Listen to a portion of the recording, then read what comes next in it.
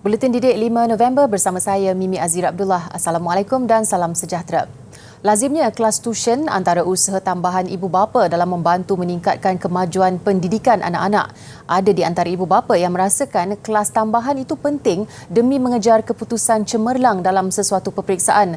Namun ada juga yang sebaliknya. Dengan situasi pandemik ketika ini, masih relevankah kelas-kelas seperti itu?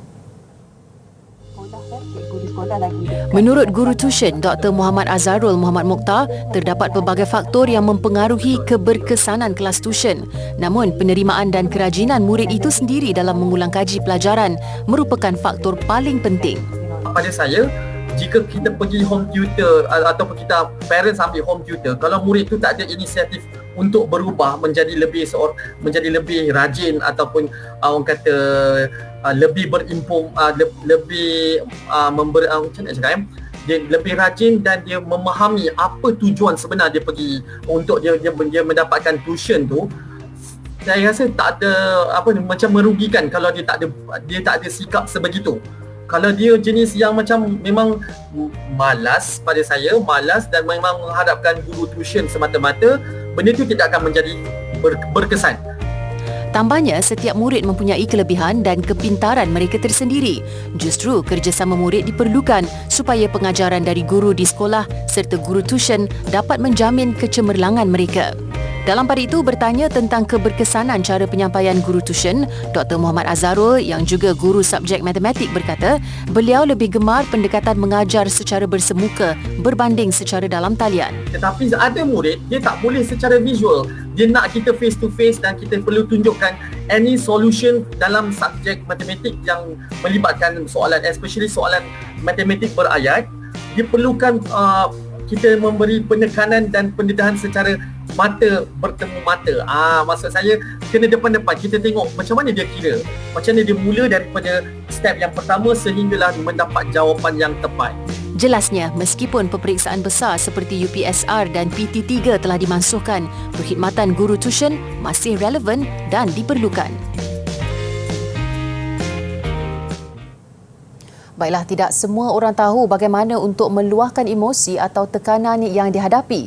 Di sebalik senyuman yang terukir, mungkin sebenarnya ada yang berdepan masalah termasuk kemurungan, tekanan hidup mahupun masalah keluarga.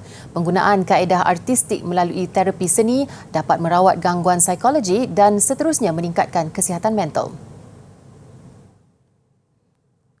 Seiring dengan peningkatan usia, ramai individu, khususnya kanak-kanak dan golongan remaja, berdepan dengan emosi yang tidak stabil.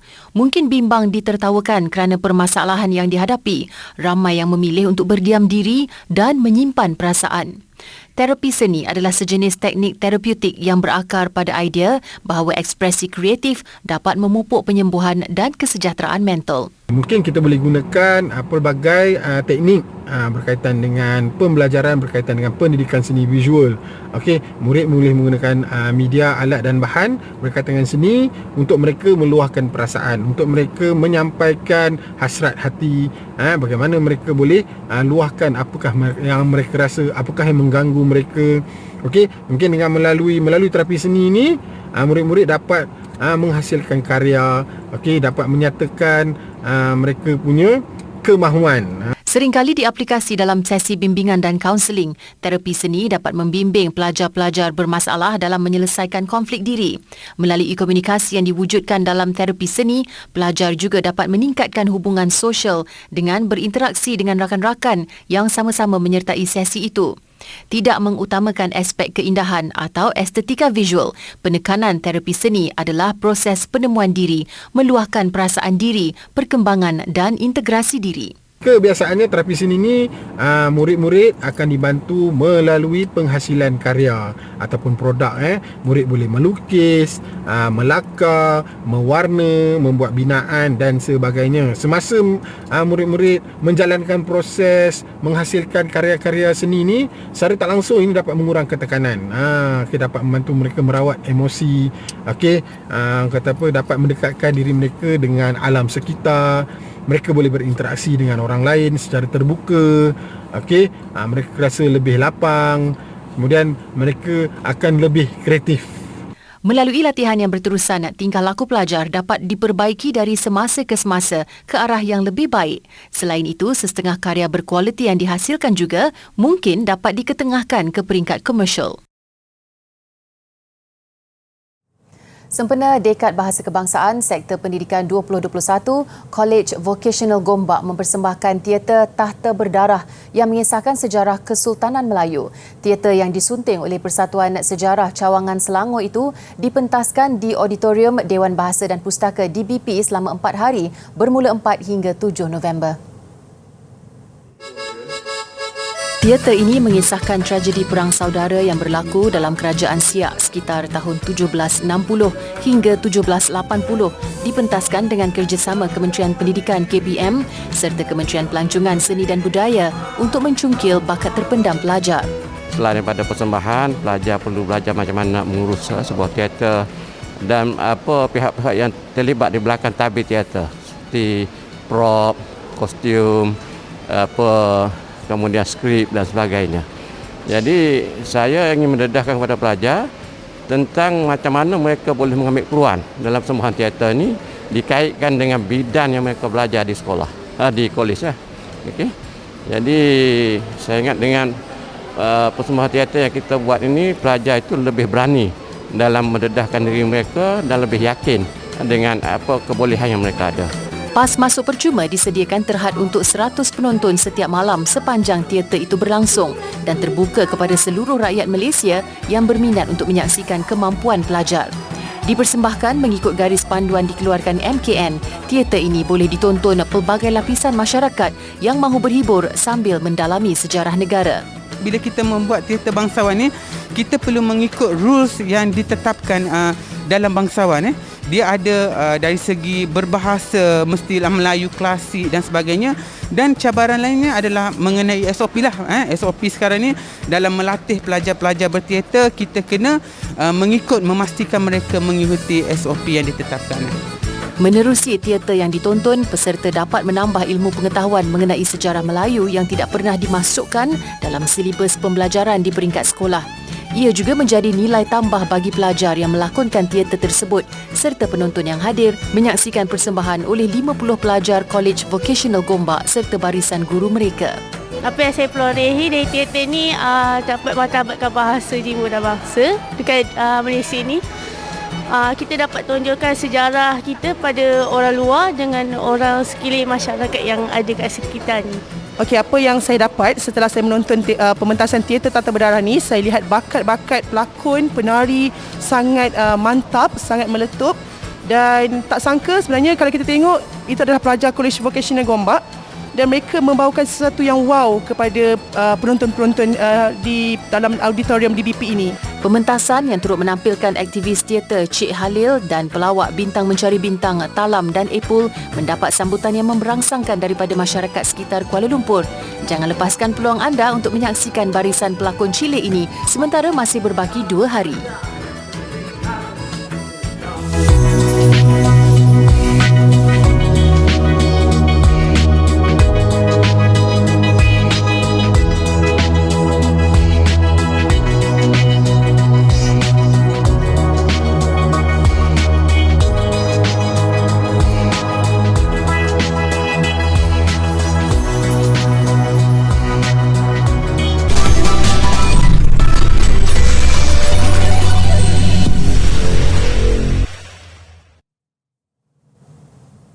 Bertemu kembali.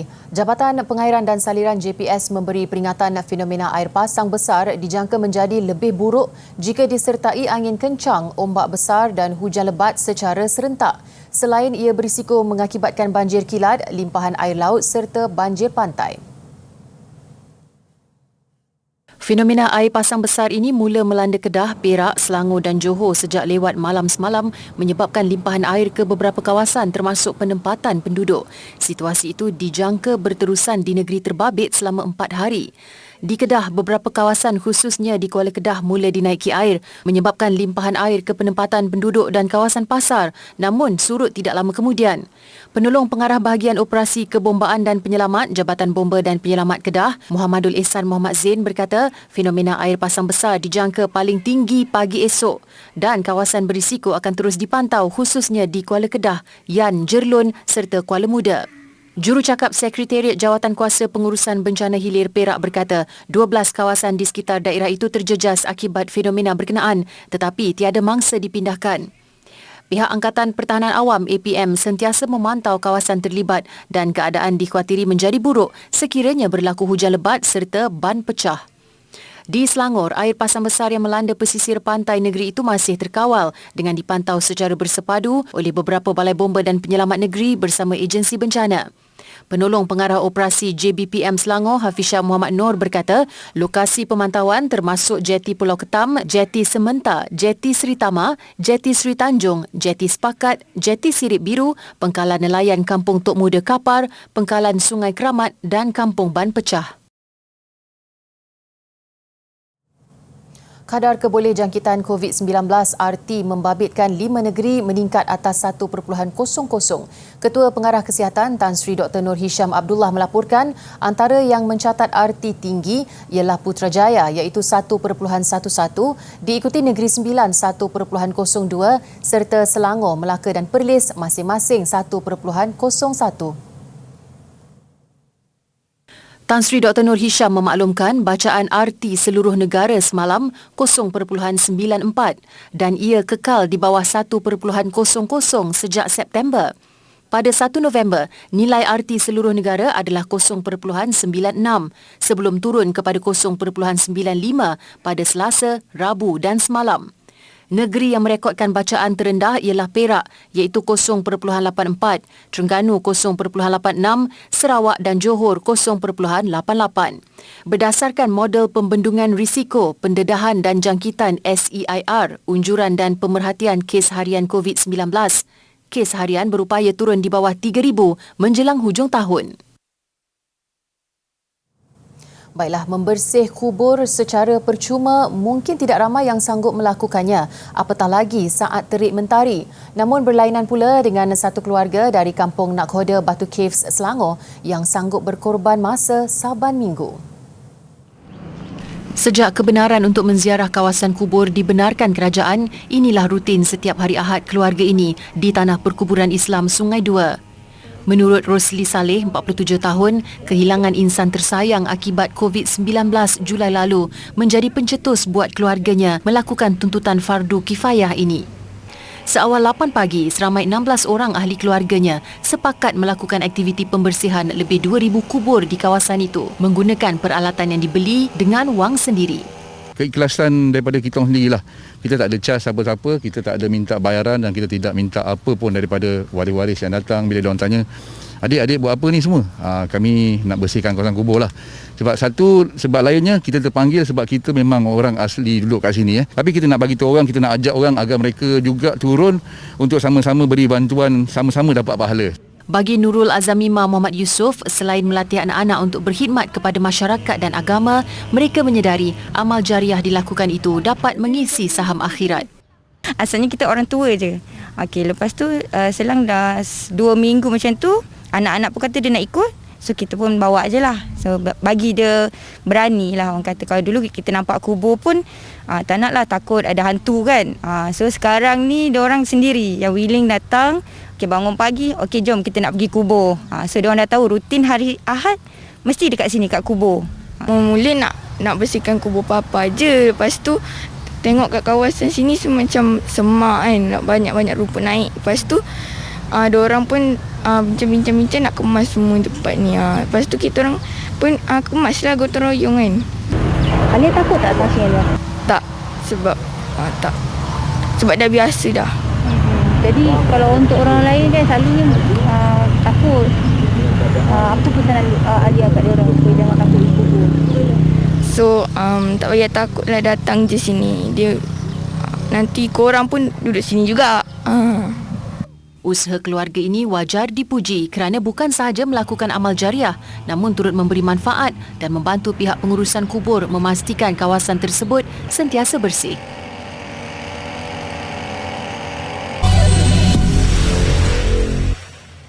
Masih bersama Buletin Didik. Menjelang malam kemuncak anugerah bintang popular ABPBH ke-34 pada 13 November ini, kehangatan cukup dirasakan menerusi promosi dan aktiviti di platform digital. Malah kolaborasi kedua ABPBH dan TikTok melalui undian anugerah Fantastic Popular dan artis TikTok popular mencipta rekod baru. Pengurus Strategi Operasi TikTok Malaysia Darren Quek optimis populariti dan pengaruh ABPBH 34 memberi impak positif kepada aplikasi berkenaan. Ia mencatat pertambahan hits dan merekodkan lonjakan trafik termasuk kesesakan laluan keluar masuk sejak undian dibuka. Sehingga petang semalam terdapat lebih 65 juta tontonan melalui penggunaan tanda pagar atau hashtag ABPBH34. Malah lebih 50,000 video tambahan dimuat naik menggunakan tanda pagar tersebut. Terdapat 20 pencalonan untuk kategori artis TikTok popular, manakala 19 kelab peminat atau FC berentap untuk anugerah Fantastic Popular. Bagi kedua-dua kategori, TikTok menerima lebih 2 juta undian sekaligus membuktikan keberkesanan kempen dan inisiatif antara ABPBH 34 dan aplikasi perkongsian video singkat itu. Undian untuk kedua-dua kategori ditutup Ahad ini. Undi saya bagi kategori artis TikTok popular dan juga Pertubuhan Bangsa-Bangsa Bersatu PBB mendedahkan 50% penduduk dunia yang tinggal di kawasan pantai akan terdedah kepada ancaman banjir, ribut dan tsunami menjelang 2030. Bersempena Hari Kesedaran Tsunami Sedunia, PBB dan Pertubuhan Kesihatan Sedunia WHO telah menyenaraikan bencana tsunami yang berlaku sepanjang 100 tahun lalu, punca serta kesannya kepada masyarakat, bahaya selepas itu dan kematian. Laporan itu menyatakan melaksanakan dasar dan langkah awal yang tepat serta sesuai dapat membantu mencegah potensi bencana. PBB yang menyenaraikan tsunami sebagai antara bencana alam paling berbahaya memberi amaran bahawa urbanisasi dan pelancongan harus dicegah di kawasan yang mudah berlaku tsunami bagi mengelak risiko terhadap orang ramai. Menurut kenyataan itu juga, Sri Lanka, India, Indonesia, Thailand dan Jepun antara negara paling terjejas. Data PBB dan WHO menunjukkan kira-kira 260,000 orang terkorban akibat 58 tsunami yang melanda dalam tempoh 100 tahun lalu.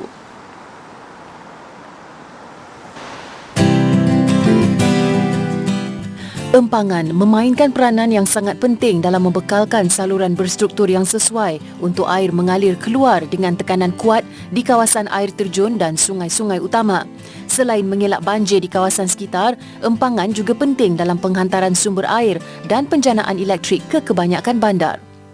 Empangan terbesar dari segi keluasan dan kapasiti simpanan di Malaysia ialah Empangan Bakun, iaitu sebuah empangan hidroelektrik yang dibina merentasi Sungai Baloi di Sarawak. Ia mempunyai saiz lebih besar daripada Singapura.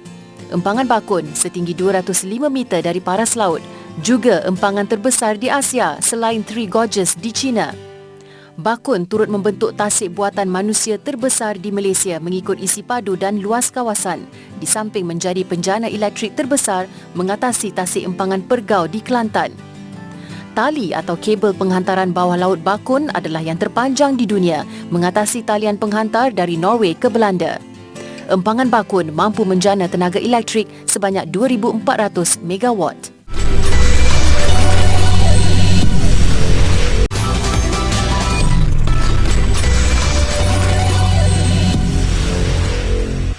Sukan. Bermula Isnin ini, remaja berusia bawah 18 tahun yang sudah lengkap menerima vaksinasi COVID-19 dibenarkan memasuki stadium dan semua fasiliti sukan. Menteri Kanan Pertahanan Datuk Seri Hishamuddin Tun Hussein berkata, bagaimanapun bagi remaja usia bawah 18 tahun yang belum atau tidak lengkap vaksin masih tidak tertakluk kepada kelonggaran itu. Ketika ini, remaja dan kanak-kanak bawah 18 tahun tidak dibenar menonton perlawanan di tempat acara sukan berlangsung. Kementerian Pengajian Tinggi KPT membuka lembaran baru sejarah sukan olahraga negara dengan melancarkan projek larian 100 meter bawah 10 saat atau dikenali sebagai projek B10. Menteri Pengajian Tinggi Datuk Seri Dr. Noraini Ahmad berkata, projek khas bagi permulaan 5 tahun pertama itu membabitkan beberapa pemegang taruh, antaranya Universiti Putra Malaysia UPM yang dilantik sebagai penyelaras program. Projek B10 adalah satu daripada program Bitara KPT yang disifatkan berimpak tinggi dan mempunyai tempoh waktu sasaran yang lebih panjang. Selain meningkatkan visibiliti kementerian serta rakan strategik seperti Kementerian Belia dan Sukan KBS, Kementerian Pendidikan Malaysia KPM, Majlis Sukan Negara MSN, Institut Sukan Negara ISN serta Kesatuan Olahraga Malaysia KOM. Hanya dengan catatan di bawah 10 saat saja mampu untuk mencabar atlet-atlet terbaik dunia yang menguasai acara ini di peringkat Commonwealth, Asia dan dunia. Lantaran itu, Kementerian Pengajian Tinggi mempunyai hasrat yang besar untuk melahirkan atlet pecut 100 meter pertama di negara ini yang mampu untuk berlari di bawah masa 10 saat di dalam tempoh 5 tahun mendatang. Di samping menyasarkan untuk memecah catatan masa di bawah 10 saat, KPT percaya di sepanjang perjalanan itu, Malaysia akan melahirkan kelompok pelari pecut yang menguasai acara larian 100 meter dan acara larian berganti-ganti di peringkat Asia Tenggara serta Asia. Projek rentas kementerian dan agensi ini juga boleh diangkat sebagai projek nasional yang mempunyai objektif serampang dua mata dengan mendapat sokongan padu daripada beberapa pelari pecut negara dan jurulatih pecut kebangsaan. Beralih tumpuan ke kejohanan badminton terbuka High-Low di Saarbrücken, Jerman, pemain perseorangan lelaki negara Li Zijia mengesahkan tiket ke suku akhir selepas menunjukkan jalan keluar kepada lawan dari Ireland, Nyat Nguyen. Zijia dipaksa bekerja keras dalam pertarungan sengit set pertama yang berkesudahan 22-20 sebelum momentum kemenangan itu dikekalkan Zijia pada set kedua.